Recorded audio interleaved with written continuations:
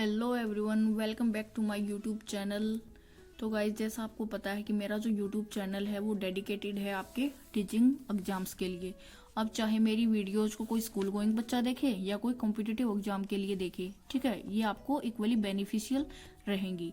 तो देखिए दोस्तों, हमने पीछे संज्ञा का काफ़ी सारा कुछ पढ़ लिया है। कल की वीडियो की अगर मैं बात करूं तो हमने जातिवाचक संज्ञा से व्यक्तिवाचक संज्ञा बनाना सीखा और व्यक्तिवाचक का जातिवाचक बनाना सीखा।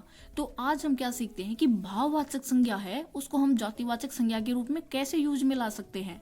तो देखिए, इसके लिए हम अपना वीडियो शुरू करते हैं।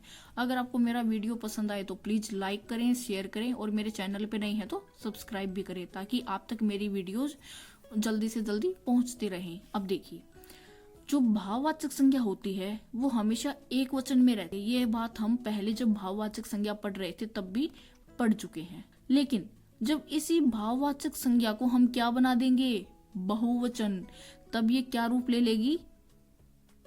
मैंने आपको जैसे पीछे बताया था कि अगर कोई भी एक वचन चीज है, जब हम उसको बहुवचन में यूज कर देंगे, हम उसका बहुवचन बनाकर प्रयोग करते हैं तो वह क्या बन जाती है, जातिवाचक संज्ञा। जैसे कुछ बुराइयां सभी में होती हैं, ठीक है, यहाँ पे बुराइयां क्या है, बहुवचन है, किसका, बुराई का।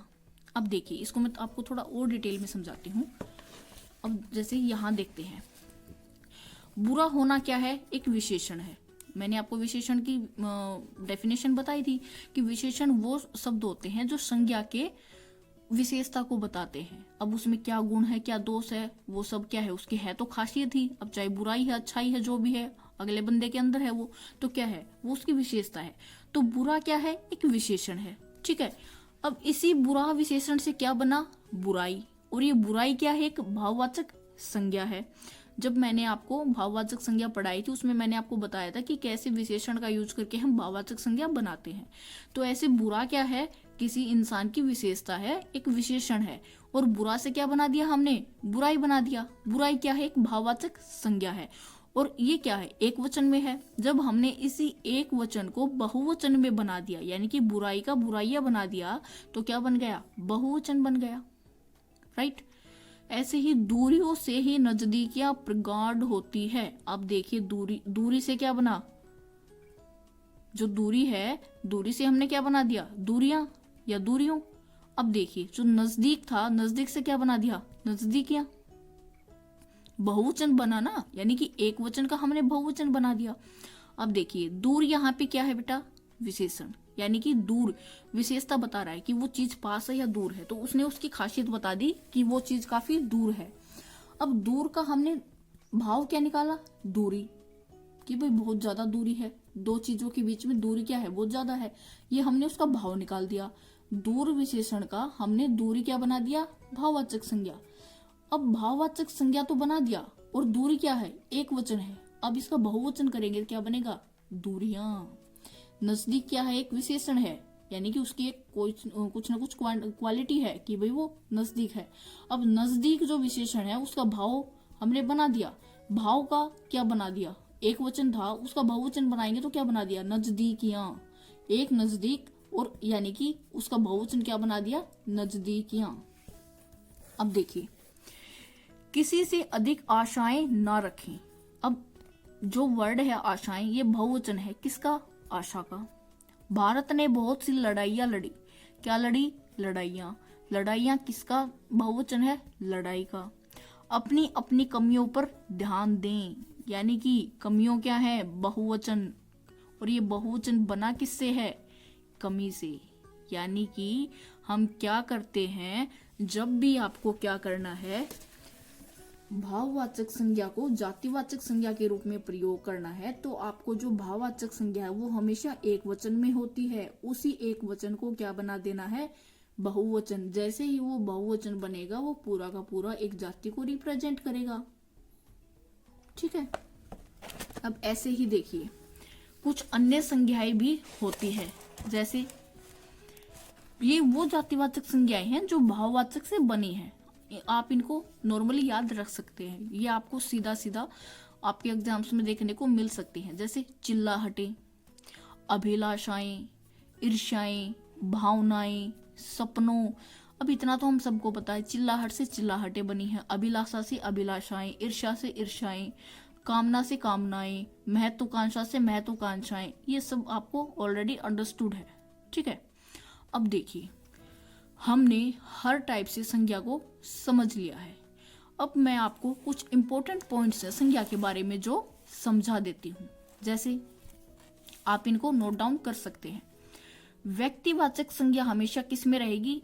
एक वचन में। आपको इस चीज को रटना ही नहीं है।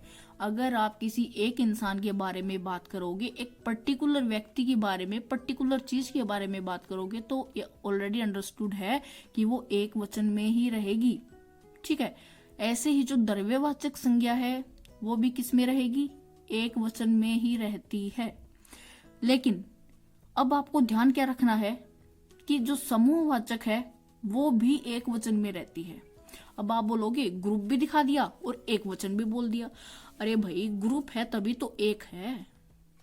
मैंने पर्टिकुलर एक इंसान के बारे में बात नहीं की, मैंने पूरा एक ग्रुप दिखा दिया उस चीज का कि जो ग्रुप है वो क्या है, उस एक अकेली चीज का है, और जो ग्रुप है वो भी किस में है? एक वचन में। अब भाववाचक संज्ञा है वो भी एक वचन में रहती है। व्यक्तिवाचक संज्ञा, द्रव्यवाचक संज्ञा, समूहवाचक संज्ञा और भाववाचक संज्ञा सब किस में रहेंगी? एक वचन में रहेंगी। साथ ही साथ आपकी जो भाववाचक संज्ञा है एक वचन में रहती है, ठीक है, बट ये अमूर्त रहती है। अमूर्त का मतलब आप इसको सीधा देख नहीं सकते, इसको टच नहीं कर सकते, इसको पकड़ के नहीं रख सकते। ये आपका क्या है? फील है, एक इमोशन है।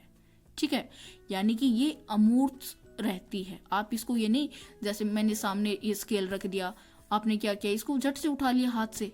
लेकिन अगर मैं सोचूं मेरे पास स्केल है ही नहीं और मैं माइंड में अगर इसकी पिक्चर को लेके आ रही हूं तो ये अमूर्त है, यानी कि मेरा भाव है कि हाँ भाई मैंने इमेजिनेशन, मेरी कल्पना शक्ति में इसको देख लिया, वो मेरा अपना भाव है।